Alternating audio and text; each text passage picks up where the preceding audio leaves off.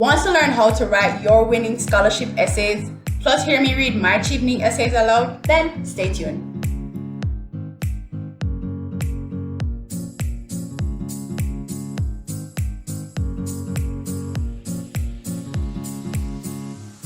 Hi guys, welcome back to my channel for another video. In this video, I will talk about how to pretty much write your scholarship essays, more so your Chevening essays, with my own read aloud examples.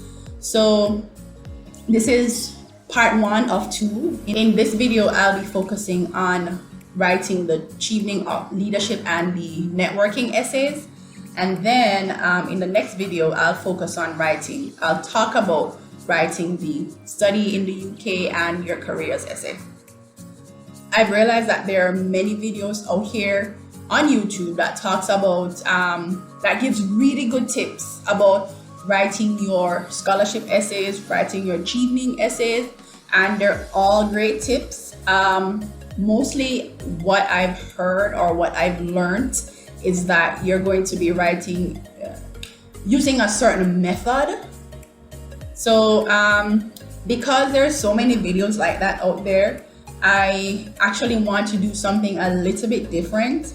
I want to be able to give you guys tips as well as I suppose strategies by pretty much reading my own essays and talking about them, talking about why I use the examples I did and what could work for you. Some of you are still very new to Chevening or very new to writing your essays for a scholarship application, but regardless of the situation or regardless of the case, I really believe that this video could be useful for you. So one thing that I would tell you to do is to start preparing early. All right, start writing early. Some persons are very skilled at writing and can write a winning essay in one go, but I believe that even in those situations, those winning essays could have been made even better. They could have stood out even more if those persons had started earlier.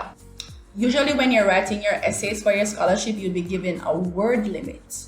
I would say in the first instance, ignore the word limit and just write to your heart's content. Don't let anything stop you. And particularly for the Chevening essays, you are allowed up to 500 words. And I would say that if you cannot find 300, if you cannot find 400 words, then this is going to be hard. Then perhaps you're either not ready, or you're not digging deep enough, or perhaps you're just being too humble. If you're a humble person, now is going to be the time to brag about your achievements. And I'm going to tell you what has worked for me. But at the same time, I'm also considerate of the fact that everybody's process is different. So keep that in mind.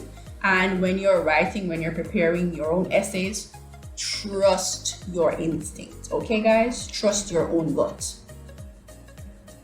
All right. So for me, well, in general, I believe that it's a good idea to have a theme across all your essays, that one theme that kind of ties them all together. It's also a good idea if you have someone who could review your essays. I did mine over a 3-week period. So I did my first draft maybe in very early October. And then I reached out to a colleague of mine who was just finishing her Chevening year. So she was able to review my essays and she gave me some great feedback about it. This really helped because she already knew my background, so she was able to say, why not include things about, your past life? Why not include this? Or why did you talk about that, So that's why I say it's good to have somebody review your essays, especially someone who already knows you very well. So I'm going to kind of get into my essays now, and I'm going to start to talk about the leadership roles or the leadership essays. All right, so we're going to start off with the leadership essay for Chevening. And just a tip, guys, if a scholarship is asking me for leadership experience, then honestly, you can use your leadership essay from Chevening to place in that. That's what I did when I did my Commonwealth, guys. So I actually applied for 3 scholarships. I applied for the Chevening Scholarship, the Commonwealth Master Scholarship, as well as a scholarship for studying in the Republic of Ireland. So that was the Small Island Developing States Fellowship Program. And fortunately, I was shortlisted for all 3, and I ended up getting 2 of them. But of course, at the end of the day, I chose Chevening. So in all 3 applications, I actually used the same ideas, written in almost the exact same manner. But of course, it was more specific towards the program that I was applying for. All right, so in applying or in writing your leadership essays, don't just talk about your leadership roles or like your management roles. Talk about how they've made an impact by talking about the result. Also, if you can write about leading or influencing in various capacities, that would be great. So you don't have to be the manager of a company. You don't have to be the president of a club. It doesn't have to be anything like that. It just really matters how you used your role to effect changes. Talk about how you've led or influenced decisions or activities at work, at school, at home, or even in your community, and not just the community that you live in, but the community that you're most affiliated with, the community in which you're the most active. So I'm going to read my first paragraph and kind of summarize the rest. All right, so I started out by saying, I have a passion for advancing Jamaica's environmental sustainability using my knowledge in geographic information science and systems. It's essential to be a catalyst if Jamaica is to become more climate resilient and utilize its natural resources. In executing my vision in developing the digital infrastructure for safeguarding Jamaica, I've shifted from private sector to civil service, transforming this company. I've served this organization in multiple capacities. I've bolstered my commitment to developing Jamaica's youth and women through mentorship and empowerment. I just spoke about what I was passionate about in the very first sentence. And I think that it's important to do that. I don't believe that it's beneficial to start out with a quotation. I think that's just wasting words. So I started out by talking about what's important to me, what I'm most passionate about, and what I've already done towards that passion. So then I go on to say that my journey in leading and influencing started at this company where I formed part of a team that built something for the Caribbean, and this is what it did: reducing time, costs, this and that. And then I mentioned specifically what I did for that project or within that company. You know, I talked about how I liaise with key stakeholders to do this and that. Seeing its impact firsthand propelled my pioneering spirit into the public sector's geospatial initiatives. Right? So, a lot of a lot of videos will tell you to write using the STAR method. And I think that's something about situation, task, action, and result. I actually did not stick to that method when I was writing, but after rereading and going through re-editing, I realized that naturally, that's pretty much how my essays came out. And it wasn't always in the same order, as in like situation, task, action, result. Sometimes I started with the task. Sometimes I started with the task, and then I said that this was a situation, and then the action, and then the result. And then sometimes I actually probably skipped a task or an action, but I always talked about the situation and the result. All right, so where am I? Okay, so after transitioning to this company and identifying that there were inefficiencies in some kind of management processes, specifically this situation, I took the initiative to improve this.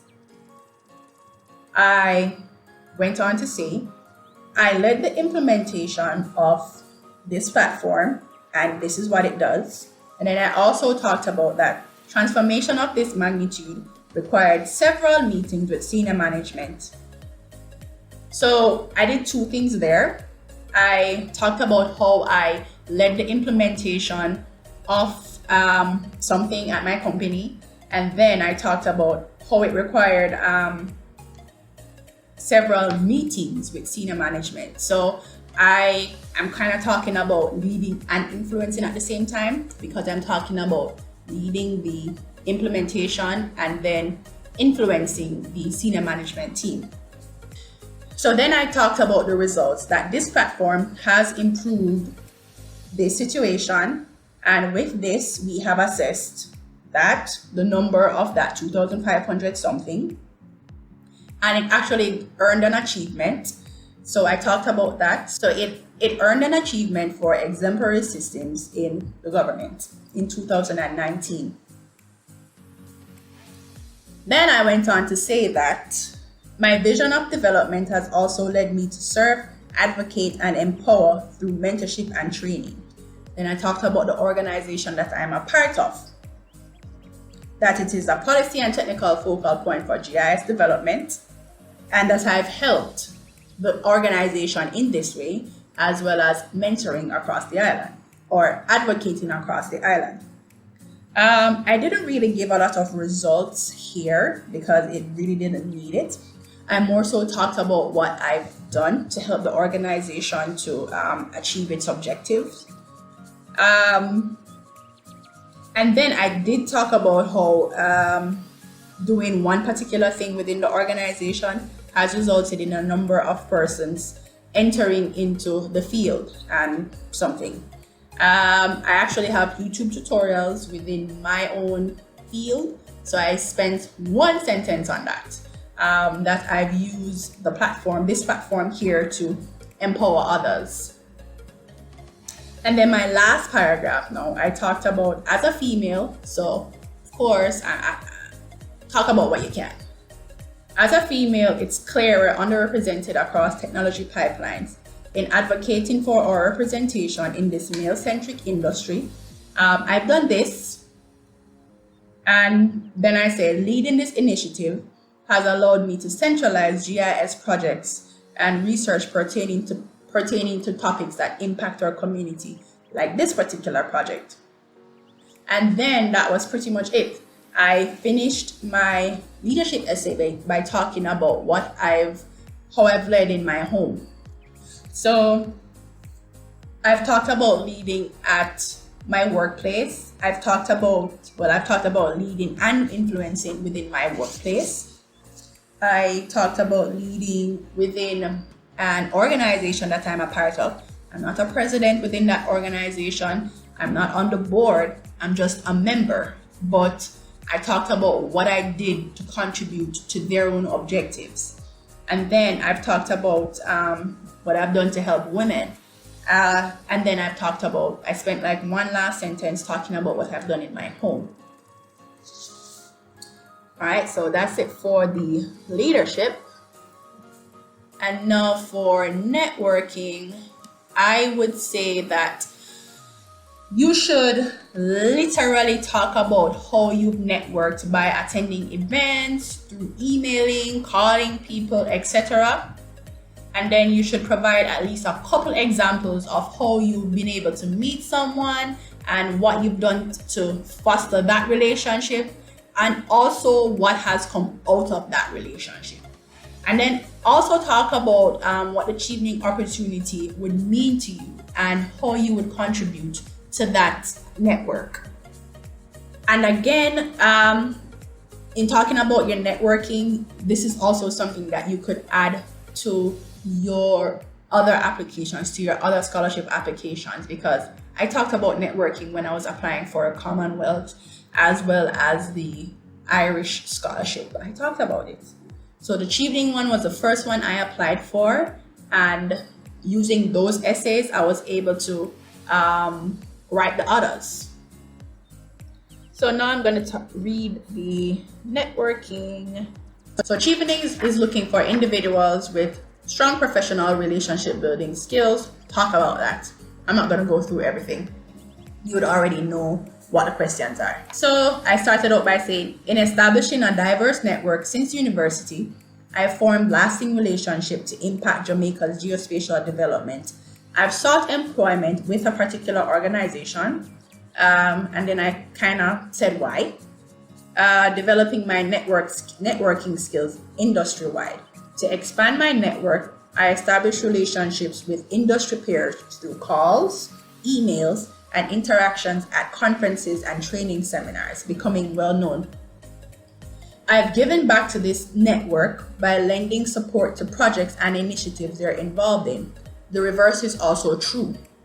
And then I talked about how I was able to meet someone who, an affluent member of society, and I was able to really leverage his position to support the launch of an activity or the launch of something that I was working on a few years ago. And I went on to say that in 2016, I transitioned to civil service, working alongside a Chevening alumni, who's also my mentor, and joining an organization to build closer relationships in Jamaica's geospatial sector. Through these partnerships, I've become more effective in executing work-related projects, advocacy, and empowerment activities. For example, upon joining this organization, I engage in conversation with this person who has this position, and now he's no longer there, so he has this position. So I got the tip that it was a good idea to name drop if you do have that. If not, that's fine. Right, so I discussed furthering my initiatives through the organization. Subsequently, I was invited to this, and then at my request, we discussed utilizing my position here to empower organizations. So when you're talking about networking, you have to say, you have to talk about little things like that. I engaged in conversation with this person. At my request, we discussed. You have to talk about things like that, guys. After discussing that, I was able to present a particular solution to persons across Jamaica, at conferences, at seminars, at workshops. And then I talked about where my largest audience was and how it resulted in key people within varying organizations reaching out to me for support in implementation of their own program, which I've gladly obliged, so far assisting 9 organizations and further enhancing my network through collaboration. Then I went on to say, I've always had a willingness to help others, which is partly how I've expanded my network. Then this person reached out to me. So you're not only talking about how what you've done, like specifically in terms of how you've engaged in conversation with someone, or how you reached out by call and by email. You have to talk about also how you've responded to persons reaching out to you. So that's what I talked about here. So after viewing my YouTube videos, he reached out to me, and then I talked about how we've since combined our expertise to push environmental agendas impacting Jamaica's climate change and sustainable development initiatives, like this particular project. I've talked about how in leading the project Geospatial something, I've established relationships with over 20 trainees and stakeholders, further enhancing my network, right? So even though it's good to talk about stuff, actually talk about it.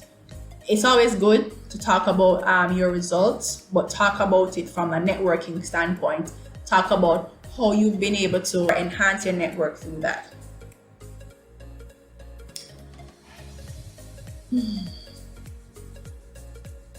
All right, so I also went on to say, I utilize geospatial awareness as a tool in increasing my network. Through traction with my organization, I actually met someone someone who reached out to me, and she asked to feature my work involving GIS, and we discuss challenges facing varying communities in Jamaica and how GIS could impact them, subsequently initiating a particular project. And then I also talk about what the project does. I spent one sentence on that. And then my last paragraph is, while my future plans and objectives motivated a strong professional experience, I must continue to build my capacity and network to contribute to something greater than myself. Becoming a Chevening awardee gives me the opportunity of collaborating with global professionals in environmental sciences to find out techniques employed in their respective nations. Through this network, this is what I'm gonna do. And that's it. Alright guys, so this is a pretty long video, so it's getting a little dark as well. So I'm gonna try and find some lighting, good lighting, and I'm gonna pick up where I left off. But it's also gonna be in another video. So get a snack, come back, and I'll see you in the next video for the studying in the UK as well as the careers. Bye.